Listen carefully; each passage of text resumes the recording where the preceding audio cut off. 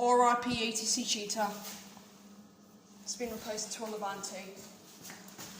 Looks like they decided to replace all drawers into ATC cheaters.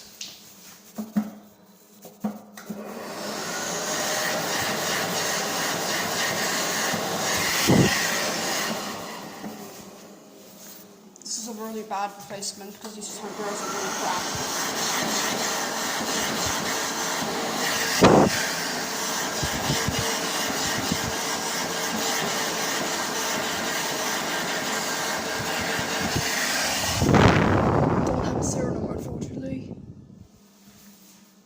Rest in peace, ATC cheater. It was really faulty.